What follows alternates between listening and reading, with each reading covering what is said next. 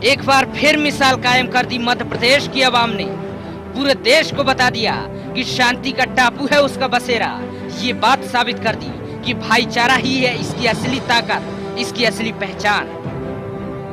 कई कयास लगाए जा रहे थे, तमाम आशंकाएं सिर उठा रही थीं कि क्या होगा भोजशाला में, सरकार कैसे उबरेगी इस चुनौती से, क्या समाज के दोनों प्रमुख वर्ग भोजशाला में सद्भाव कायम करने में सहयोग करेंगे, कहीं प्रदेश का तंत्र विफल तो नहीं हो जाएगा इस चुनौती के सामने।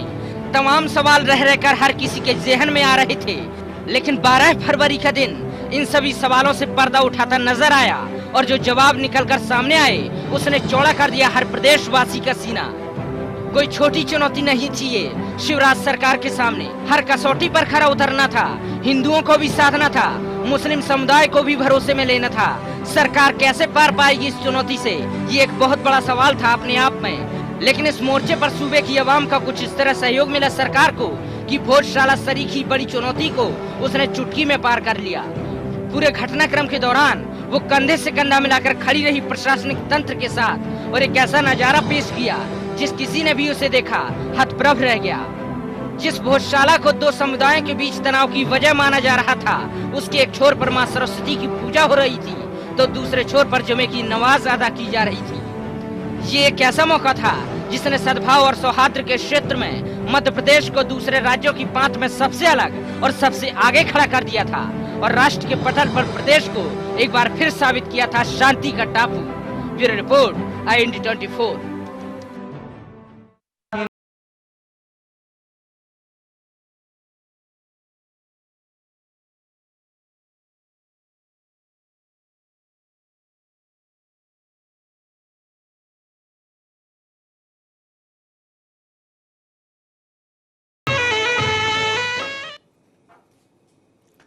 नमस्कार, IND एजेंडा में आपका स्वागत है। मैं हूं आपके साथ नवीन पुरोहित। चर्चा को विस्तार देने के पूर्व IND एजेंडा के पॉइंट्स पर नजर डालते हैं। क्या धार के जरिए मध्य प्रदेश ने एक बार फिर से सांप्रदायिक सौहार्द की मिसाल पेश की है? क्या भोजशाला में भय का वातावरण महज भ्रम का वातावरण साबित हुआ? क्या समाज के सहयोग के जरिए सरकार इस चुनौती का आसानी से सामना कर सकी? क्या भोजशाला फॉर्मूला अन्य तरह के सांप्रदायिक हालातों से उबरने में मददगार साबित हो सकता है? चाहे बरसें जेठ अंगारे या पतझर हर फूल उतारे, अगर हवा में प्यार घुला हो, हर मौसम सुख का मौसम है। अगर अमन, चैन और शांति है तो ही विकास की नई इबारत गढ़ी जा सकती है, तो ही शांति और सौहार्द के साथ विकसित प्रदेश की श्रेणी में, विकसित राष्ट्र की श्रेणी में खड़ा हुआ जा सकता है। तभी अमन और चैन के साथ वसुधैव कुटुंबकम की भावना को साकार किया जा सकता है। जरूरत है एक ऐसे माहौल की जहां हर व्यक्ति अपने आप को सुरक्षित महसूस करे, जहां हर व्यक्ति को अपने धर्म को, अपने कर्म को, अपने राष्ट्र के साथ कदम ताल मिलाकर आगे बढ़ने की पूरी स्वतंत्रता हो। मध्य प्रदेश में धार भोजशाला का मामला निश्चित रूप से कहीं ना कहीं मध्य प्रदेश के पटल पर एक भय के वातावरण को निर्मित कर रहा था, लेकिन शुक्र है उस ऊपर वाले का कि मध्य प्रदेश की आवाम ने उस भ्रम के वातावरण को, उस भय के वातावरण को मात्र एक भ्रम करार दिया। इसी मुद्दे पर करेंगे चर्चा, तमाम सारे राजनीतिक आरोप प्रत्यारोपों से दूर, हमारी इस खास पेशकश में। और आज हमारे साथ चर्चा में मौजूद हैं रंजन श्रीवास्तव साहब, वरिष्ठ पत्रकार, हमारे साथ मौजूद हैं राघवेंद्र सिंह साहब, वरिष्ठ पत्रकार।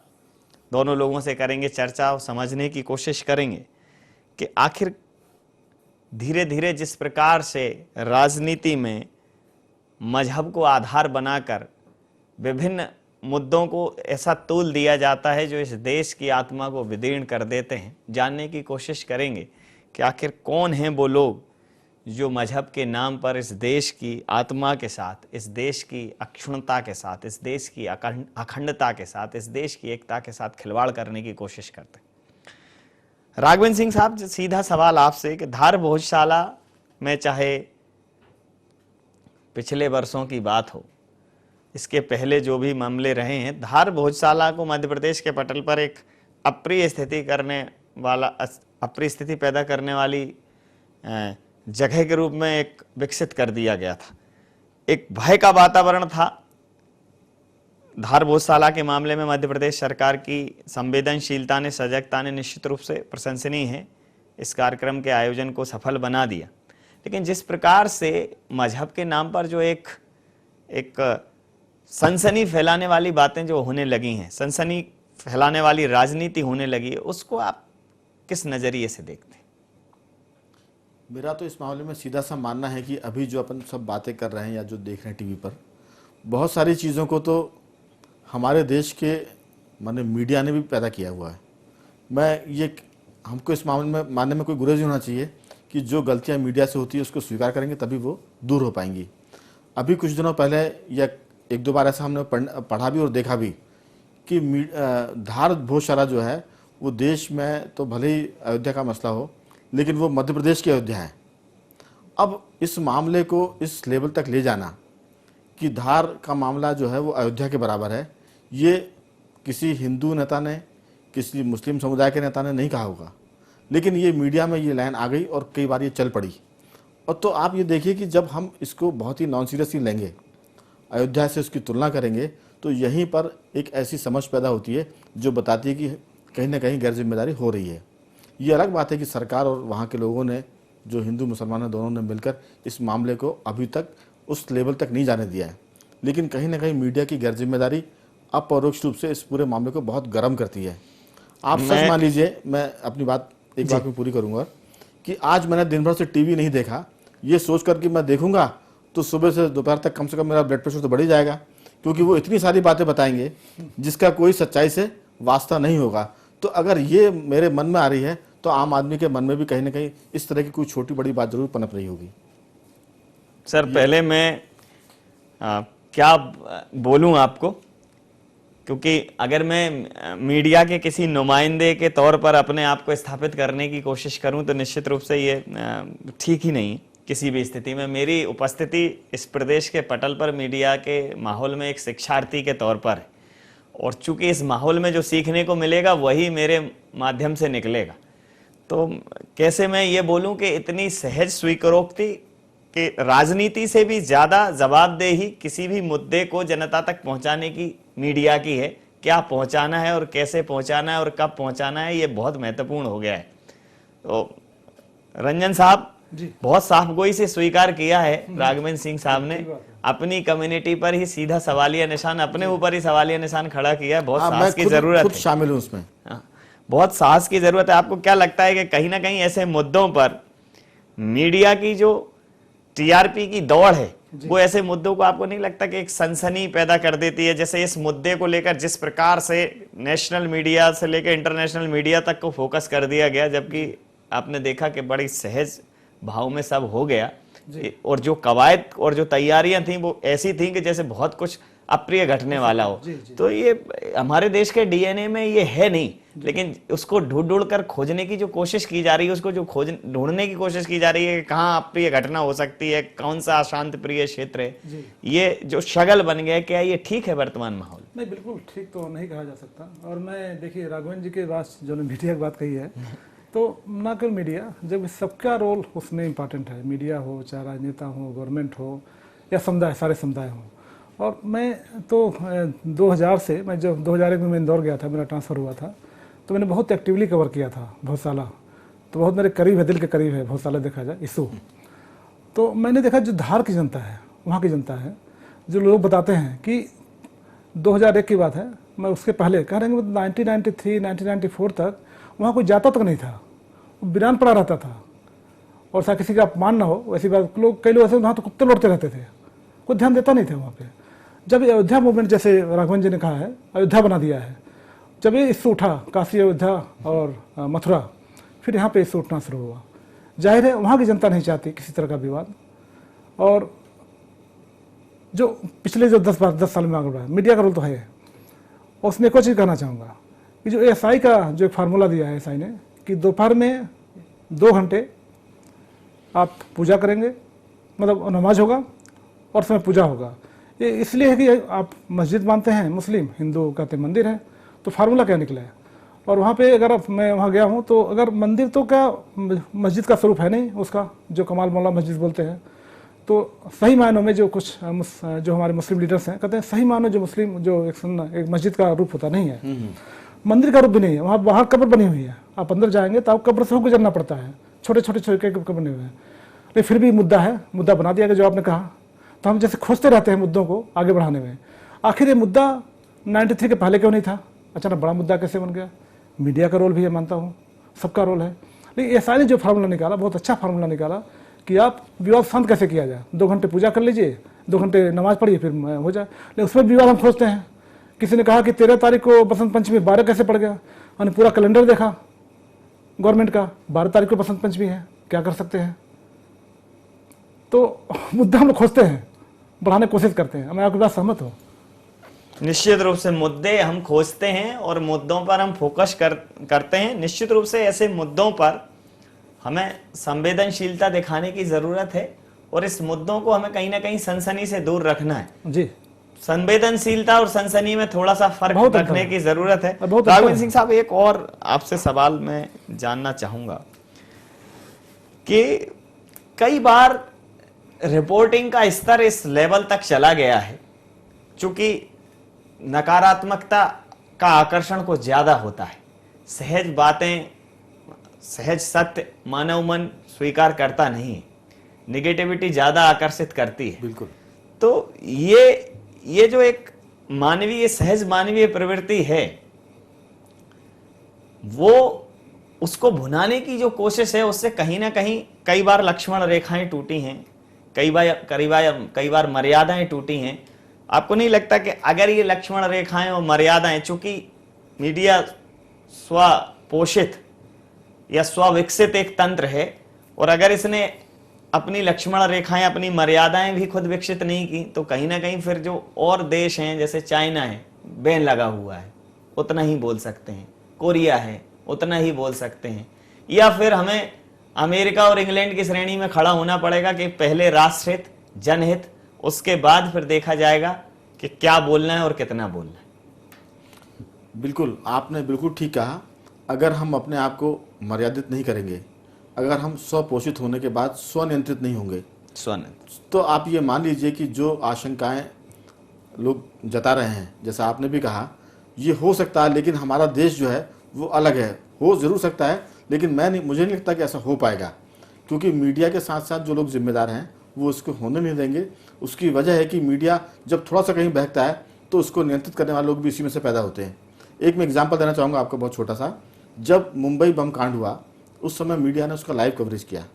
वो देश की पहली ऐसी घटना थी आतंकवादी, जिसको लोगों ने लाइव देखा कि ये फायरिंग हो रही है, यहाँ से आतंकवादी जा रहा है, इधर हमारे पैरामिलिट्री फोर्सेस मूव कर रहे हैं, माने फोर्स का आना जाना हो रहा है। कुल मिलाकर वो पहली घटना थी, लेकिन उसके बाद हमारा मीडिया बहुत सचेत भी है, देशभक्ति भी उसमें है, उसने तत्काल अपने आप को बदला। और ऐसी कई घटनाएं हैं जिसमें मीडिया ने देश के मामले में जिम्मेदारी का परिचय दिया है। तो ऐसा नहीं है, लेकिन घटनाओं से अगर हम सबक नहीं लेंगे तो सुधार की गुंजाइश खत्म हो जाएगी। मैंने इसलिए उसका जिक्र किया था कि मीडिया ने इस मामले को अयोध्या की तरह मैंने विवादित और चर्चित कर दिया। तो कहीं ना कहीं अगर ये बात मैं कह रहा हूँ तो इसका मतलब मैं भी मीडिया का हिस्सा हूँ। अगर हम इसको कह रहे हैं तो इसके संभलने की, इसके सुधरने की गुंजाइश बहुत ज़्यादा है। एक तो ये मैंने अपनी बात कही। दूसरा, जहाँ तक वहाँ मस्जिद का सवाल है, रंजन जी की बात से मैं सहमत हूँ कि वहाँ कब्र है, मस्जिद नहीं है। लेकिन जिनकी वहाँ कब्र है, कमाल मौला साहब, वो जिन उस्ताद के शागिर्द थे, वो खुद बसंत उत्सव मनाया करते थे। ये शायद कम लोगों को पता हो, मैंने भी नहीं, इस देश में तो सर ऐसे सैकड़ों उदाहरण हैं। नहीं, मैं बिस्मिल्लाह साहब जब तक काशी विश्वनाथ के घाट पर अगर शहनाई ना बजा लें तो उन्हें शांति नहीं मिलती। बिल्कुल बिल्कुल, यही तो इस देश का डीएनए था जो ये देश भूलता चला जा रहा है। मैं यही बता रहा हूँ कि वो कमाल मौला जिसकी मस्जिद, जहाँ पर लोग नमाज पढ़ते हैं, उन्होंने अपने उस्ताद को खुश करने के लिए, उनकी उदासी दूर करने के लिए, बसंत पंचमी के दिन जब उनको उपहार में फूल दिए, तो उनके उस्ताद माने जो सलीम चिश्ती की दरगाह है, वो खुश हो गए। और तब से उनके यहाँ खुद बसंत पंचमी मनाया जाता है। तो जिनके उस्ताद बसंत पंचमी पर खुश हुए थे और जिनकी वहाँ कब्र है कमाल मौला की, वहाँ अगर बसंत पंचमी का उत्सव ना मनाया जाना, ये भी मुझे बड़ा अजीब सा लगता है। क्योंकि हम लोग आपस में चर्चा कर रहे हैं और यहाँ कोई पॉलिटिकल पार्टी नहीं है, इसलिए हम इन बातों को विस्तार से बात कर सकते हैं। पॉलिटिकल तो होगा भी नहीं सर ये मुद्दा, नहीं, कोई पॉलिटिकल पार्टी हमारे बीच में नहीं है जो इस बात हमारी दिशा को बदले या भटकाए। तो कुल मिलाकर वहाँ जो समुदाय हिंदू मुसलमान, वो इस बात पर परस्पर जानते हैं कि कमाल मौला कौन थे, वहाँ जो सरस्वती जी का मंदिर है, जो मूर्ति वहाँ अब नहीं है, उसकी ये शायद हमारा विषय होना चाहिए था। बिल्कुल, ये शायद हमारा विषय होना चाहिए था। धार भोजशाला का शायद ये जो अनफोल्डेड जो पहलू है वो सामने आना चाहिए था, जो आज आपके माध्यम से मैं सुन रहा हूं। मतलब धार के मसले पे मैं भी ये पहली बार ही सुन रहा हूं। और दूसरा मैं बताऊं कि जहां जो लोग विवाद कर रहे हैं कि पंचमी आज है कि कल है, लोग आरोप लगाते हैं कि आरएसएस के समर्थन में लोग वहां काम कर रहे हैं या आरएसएस समर्थित लोग वहां आंदोलन कर रहे हैं। आरएसएस की अपनी एक वेबसाइट है, अपन देख सकते हैं उसको, मेरे मोबाइल में वो है भी, अगर आप कहें तो मैं दिखा भी सकता हूँ कि आरएसएस की जो वेबसाइट है, जो फेसबुक है, उसमें वो रोज़ कैलेंडर डालते हैं कि आज तिथि क्या है, संवद और दिन और ये सब लिखते हैं। उनके उसमें आज लिखा हुआ कि चतुर्थी। जब आज चतुर्थी है, पंचमी नहीं है, तो वैसे भी ये विवाद अपने आप में आधा हो जाता है, इसका कोई महत्व बचता नहीं है। बिल्कुल ठीक बात कही आप। ये खबर भी छापिएगा आज के बाजार में, और रूहें भी बिकने लगी हैं सोच के बाजार में। ये खबर भी छापिएगा आज के अखबार में, रूहें भी बिकने लगी हैं सोच के बाजार में। और अब तो त्योहारों का पता चलता है जब शहर में बढ़ जाती है गश्त। ठीक है, शहर के बाजार में, बहुत अच्छी बात। मतलब मेरे को वहां श्रद्धालुओं से ज्यादा तो पैरामिलिट्री फोर्सेस दिखी, श्रद्धालुओं से ज्यादा वहां सिक्योरिटी दिखी। तो क्या मजहब तो हमारे देश में यह था कि मजहब नहीं सिखाता आपस में बैर रखना, और जिसमें भी, जिस धर्म में भी गए हैं, जिस धर्म के अंदर टटोलने की कोशिश की, मूल यही निकला कि परहित सरिस धर्म नहीं भाई, पर पीड़ा सम नहीं अदमाई। धर्म को धर्मांधता तक खड़ा कर देने वाले लोगों का महिमा मंडन, ऐसे मुद्दों का महिमा मंडन कहीं ना कहीं इस देश की एकता और अखंडता के लिए जो है अभिशाप बना हुआ है। इस पे राघवेंद्र साहब, मैं रंजन साहब आपसे भी पूछूंगा अभी ये पहला प्रश्न कि क्या कुछ ऐसे मुद्दे जो बहुत संवेदनशील हैं, जो किसी देश के ताने बाने को बिगाड़ सकते हैं, क्या उन्हें अभिव्यक्ति की स्वतंत्रता के नाम पर उन्हें प्रतिबंधित करने की जरूरत नहीं? ये सवाल कई सालों से उठ रहे हैं, चाहे वो अयोध्या का मसला हो, चाहे मध्य प्रदेश में भोजशाला का मसला हो, या दीगर जो मसले होते हैं कई बार दूसरे राज्यों में। बिल्कुल होना चाहिए, लेकिन जो लोकतंत्र के हिमायती हैं, जिन्होंने हमारे पूर्वजों ने जो लोकतंत्र को हासिल किया संघर्ष के बाद, वो कहीं ना कहीं इस बात की उम्मीद जताते हैं कि हमारी पीढ़ी या हमारे आने वाली पीढ़ी इतनी समझदार तो हो ही जाएगी कि उससे किस मुद्दे पर झगड़ा करना है, किस मुद्दे पर संघर्ष करना है, उसी पर वो लड़ें। ऐसे मुद्दों पर ना लड़े जो बेवजह के हो। मुझे लगता है कि उसी उम्मीद ने इन सब चीज़ों को प्रतिबंधित करने से रोक के रखा है। आपका कहना सही है, अगर कोई भारत का दूसरा कोई राज्य देश होता तो शायद वहाँ इस तरह की पाबंदियाँ लग चुकी होती, क्योंकि ये देश बहुत एक तरह से गुलदस्ते की तरह है। इससे ज्यादा सहिष्णु देश क्या हो सकता है सर? जो पहनना है पहनो, जो खाना है खाओ, जहां रहना है रहो, जहां जाना है जाओ। मतलब अमेरिका से लेकर ऑस्ट्रेलिया तक जहां भी दूसरी प्रजातियां रहती होंगी, दूसरी जो जातियों के लोग रहते हैं, धर्मों के लोग रहते हैं, उनको उस कंट्री के, उस देश का कोड ऑफ कंडक्ट तो बेहतर समझना पड़ता है। बाद में आप अपना धर्म रखिए, यहाँ धर्म पहले करिए, कर्म पहले करिए, फिर देश को समझिए। ये इस देश की विशेषता है। इस देश को समझने वाले बड़े बड़े लोग ये कह देते हैं कि हमें इस देश में थोड़ा सा फील गुड फैक्टर समझ में नहीं आ रहा है। अरे आप ही तो इस देश के प्रणेता हैं, फील गुड फैक्टर लाएगा कौन? आप इन मुद्दों पर जिस प्रकार से अभी मध्य प्रदेश में आपने देखा कि, आपसे पूछूंगा रंजन साहब में कि बड़े नेताओं ने भी इस मुद्दे पर कई ऐसे बयान दिए कि ऐसा हो रहा है, इसके पीछे इसका हाथ है, इस संघ का हाथ है, उस संघ का हाथ है। आपको नहीं लगता कि क्या राजनीति में बैठे हुए वो लोग इस प्रदेश की जनता के साथ, देश की जनता के साथ बहुत बड़ा अन्याय नहीं कर रहे? नहीं, जब वो हमने पहले का जब मीडिया की बात हो रही थी जी, तो मुझे डर था कि मीडिया उन्मुख ना विषय हो जाए पूरा। जी जी। तो इसलिए मैंने कहा कि सबकी जिम्मेदारी है, चाहे पॉलिटिशियन हो, चाहे वो गवर्नमेंट हो, चाहे लोकल लोग हों, और 95% लोग, ज़्यादा लोग शांति चाहते हैं। लेकिन ऐसे तत्व हैं जो ऐसे बयान देते हैं, और उनका मकसद जाहिर है कि शांति फैलाना तो नहीं है, शांति स्थापित करना नहीं है। वो चाहते हैं कि ऐसे मुझसे उठें। अब पिछले आप पूरे मालवा की स्टडी कीजिए आप नवीन जी, तो आखिर क्या कारण है कि हमने जो कहा 93 के पहले वहाँ शांति थी, कोई जाता नहीं था, बहुत ध्यान, सारे लोग जाते थे सारे। और जैसे कितनी अच्छी बात बताई राघवेंद्र जी ने कि वहाँ पे कमाल मौला तो वहाँ पे बसंत पंचमी उत्सव कराते थे।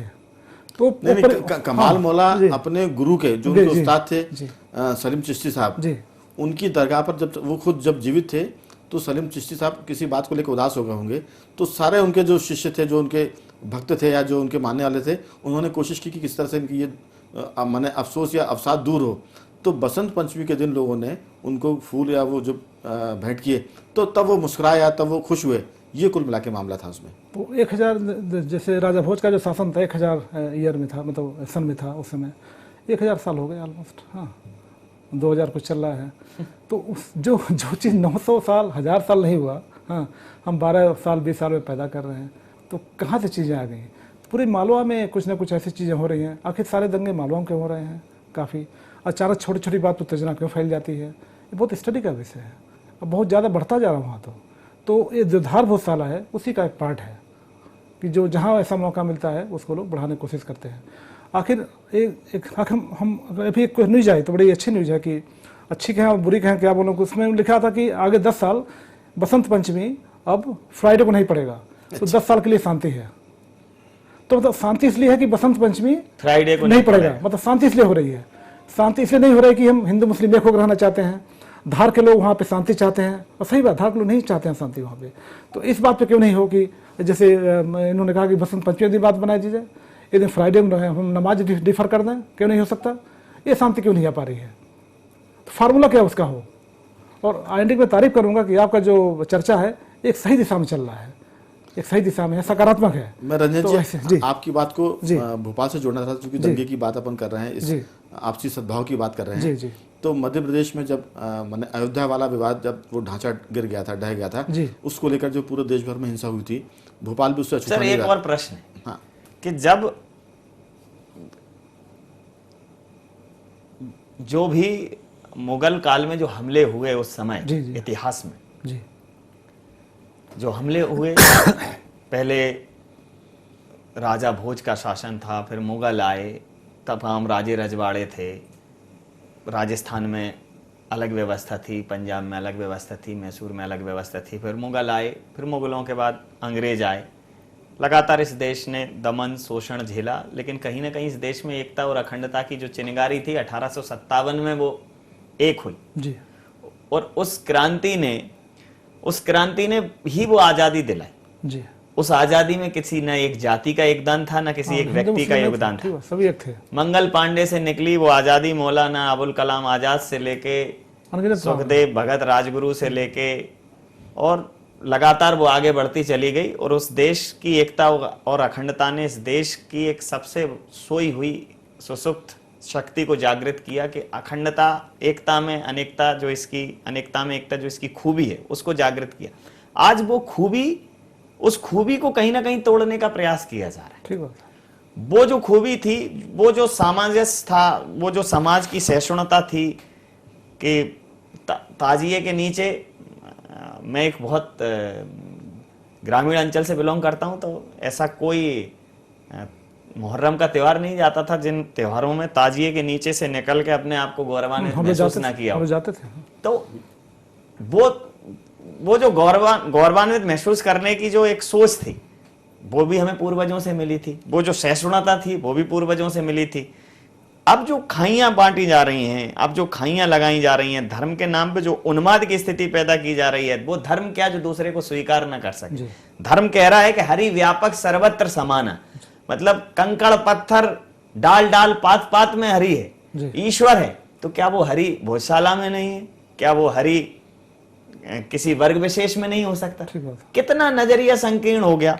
समझाने वाले कहां चले गए, समझने वाले कहां चले गए, किस दिशा में जा रहे हैं? वो दिशा बदलने के लिए जिन लोगों को आगे आना चाहिए, कहीं ना कहीं वो भी अपनी भूमिका के साथ सर एक न्याय नहीं कर पा रहे। नवीन जी, मैं जो बात आपको बता रहा था वो इसी बात से जुड़ी हुई है जी। जब भोपाल में हिंसा हुई, दंगा हुआ, तो भोपाल का जो मुसलमान है, जो हिंदू है, वो बहुत भाईचारे के साथ रहता है। लेकिन पहली बार इतिहास में सब हुआ कि वो आमने सामने आ गया। तो जब दंगा समाप्त हुआ उसके बाद भोपाल के लोगों ने आपस में बातचीत की और इस पर विचार विमर्श हुआ कि आखिर ये हुआ कैसे, क्योंकि जो लड़ रहे थे वो 4 दिन बाद वहाँ बैठ के साथ में चाय भी पी रहे थे। तो उस चूँकि आपसी संवाद था, बातचीत हुई, तो उसमें कहा कि आखिर ये हुआ कैसे। तो मैं आपको बताऊं कि उसमें जब दंगे की शुरुआत हुई तो भोपाल में जिन लोगों ने दंगा शुरू किया, पुलिस के जरिए भी और आम लोगों ने जो देखा कि वो चेहरे और वो लोग उसके पहले कभी भोपाल में नहीं दिखे, और दंगा खत्म हो या होने के बाद फिर वो दोबारा कभी नजर नहीं आए। इसका मतलब कि वो बाहरी तत्व थे, शरारती थे, जो आके दंगा करके चले गए। कमोबेश यही स्थिति आप देखिए कि सब जगह है। हिंदुस्तानी आदमी हिंदू मुसलमान आपस में इतना रचा बसा हुआ है। जो आपने इतिहास की बात करी, मुगलों की बात की, महाराणा प्रताप की सेना में जो सिपाही और सेनापति थे वो मुसलमान हुआ करते थे। अकबर की सेना में खुद राजा मानसिंह उनका युद्ध लड़ते थे। तो कुल मिलाकर हिंदुस्तान में जो मुसलमान हैं उसमें बहुत सारे ऐसे भी हैं जो कभी जिनके पूर्वज हिंदू रहे थे, तो उनका जो रक्त है, जो खून का रिश्ता है, नाम भले ही बदल गए हों, पंडित जी हो गए हों, लेकिन वो जो खून की चीज़ है, जो एकता है खून में, वो आज भी है। इसीलिए बहुत दंगे होने के बाद भी, बहुत मारपीट और मारकाट के बाद भी आपस में मिल जाते हैं और फिर से एक हो जाते हैं, और यही हमारी ताकत भी है। जी, हम इस चर्चा को जारी रखेंगे और निश्चित समय सीमा से आगे तक जारी रखेंगे, क्योंकि ये चर्चा भविष्य की चर्चा है। ये वो चर्चा है जो इस देश को दिशा और दशा दे सकती है। समझने की कोशिश है कि आखिर कहाँ चूक हो रही है, जो हम अपने मूल स्वभाव से भटक रहे हैं, जो हम अपने मूल धर्म से भटक रहे हैं। धर्म सबसे पहला इंसानियत का, कहाँ आखिर चूक हो रही, उन सब तथ्यों को तलाशने की कोशिश है। चर्चा में रुक करते हैं एक छोटे से समय अंतराल का। समय अंतराल के बाद फिर हाजिर होंगे और चर्चा जारी रखेंगे। आप बने रहिए IND एजेंडा में और IND 24 पर।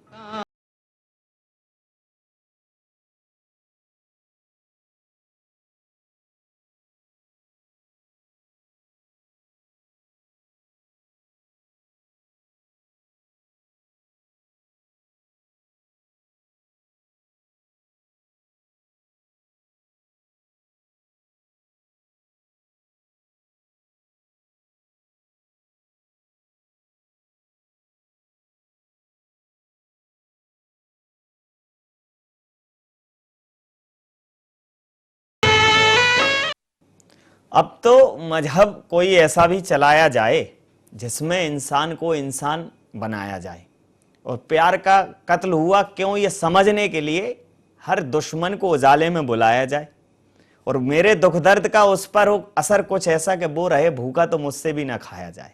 अगर ये पीड़ा नहीं जागेगी, वैष्णव जन जो तेरे कहिए, पीर पराई जाने रे। जो दूसरों को दर्द को नहीं समझेंगे, जो दूसरे की मर्ज को नहीं समझेंगे, जो दूसरे के दर्द की तासीर को नहीं समझेंगे, वो न तो इस देश का नेतृत्व करने लायक है, न वो किसी धर्म के धर्म गुरु कहलाने लायक हैं, न वो किसी धर्म के धर्म ध्वजा के वाहक करने लायक हैं, न वो किसी मजहब की अगुवाई करने लायक हैं।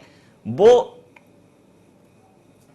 लायक के आगे जो शब्द इस्तेमाल होता है सिर्फ वो हैं, और उनका प्रतिशत इस देश में बहुत कम है। इस देश में लायक लोगों का वो प्रतिशत है जिसने इस देश में जीरो भी दिया है, जिसने इस देश में तानसेन जैसा रत्न दिया है, जिसने इस देश में अब्दुल हमीद जैसा योद्धा दिया है।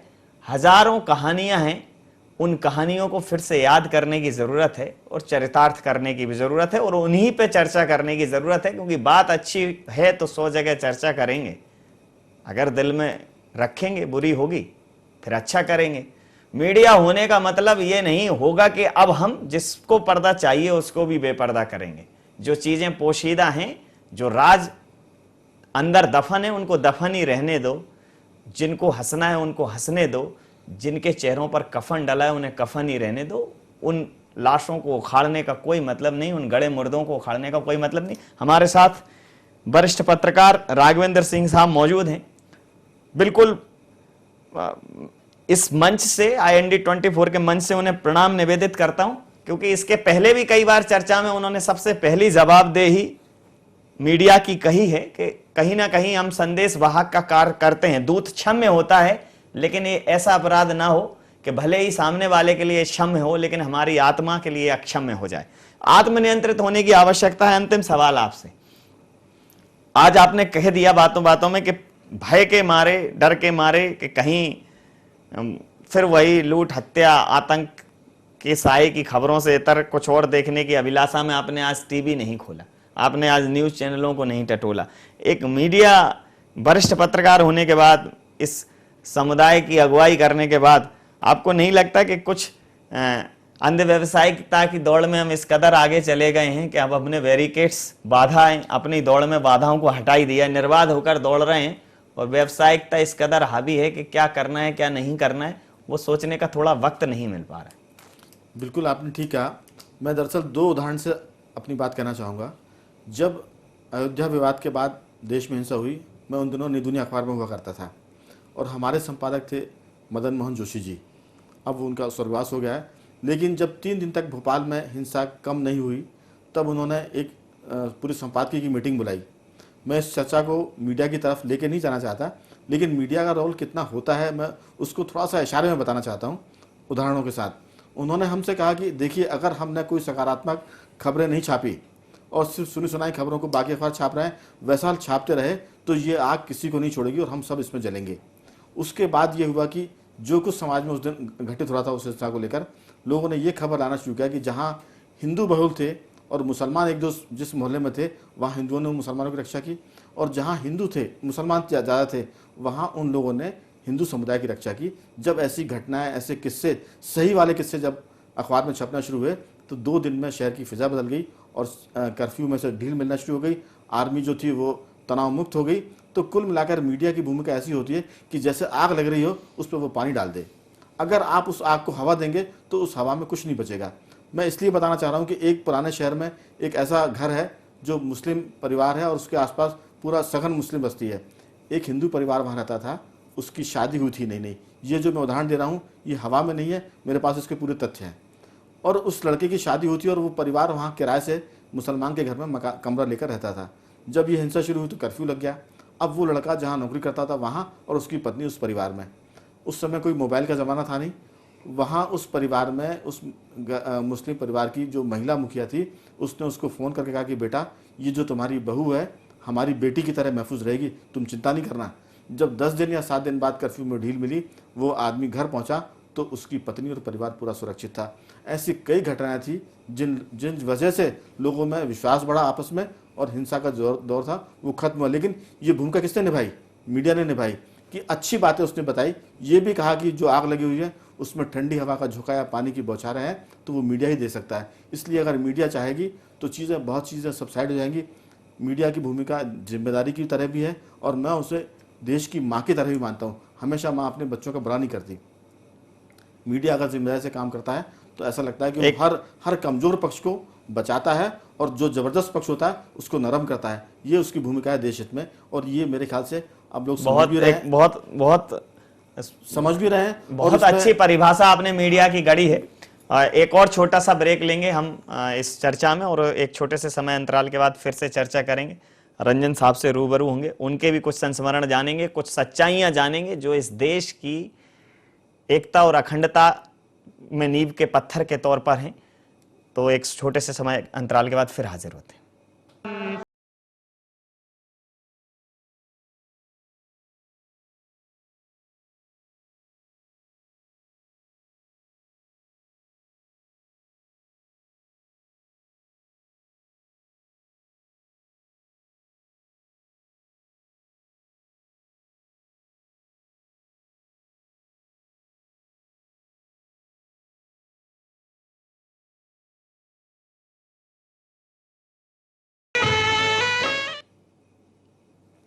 चर्चा में आपका फिर से स्वागत है। हमारे साथ वरिष्ठ पत्रकार रंजन साहब मौजूद हैं। रंजन जी से भी जानने की कोशिश करेंगे। रंजन जी, जिस प्रकार से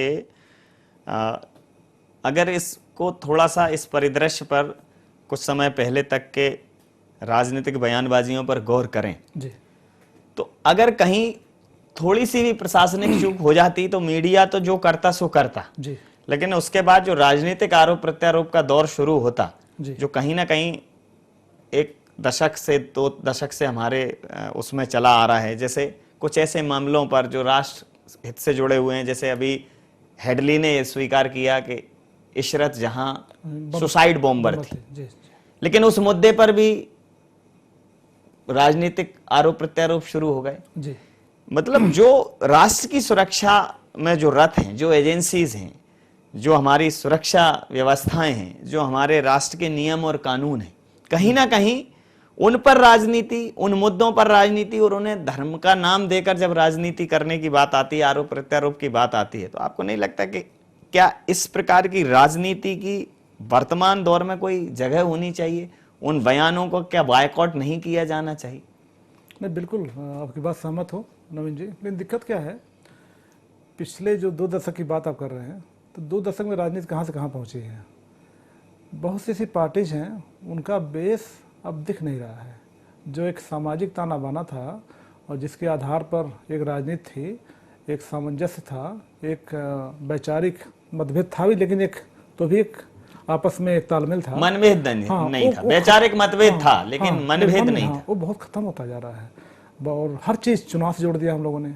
अब तो सारा हमारा जो रिजल्ट है या जो हमारा जो परफॉर्मेंस है, जैसे जर्नलिज्म में हो या जॉब में हो, अब परफॉर्मेंस जो है हमारा वो रिजल्ट ओरिएंटेड हो गया है कि अगर चुनाव में आपके इतने सीट आ गई, सरकार आपकी बन गई, तो फिर आप ठीक हैं, नहीं तो आप ठीक नहीं हैं।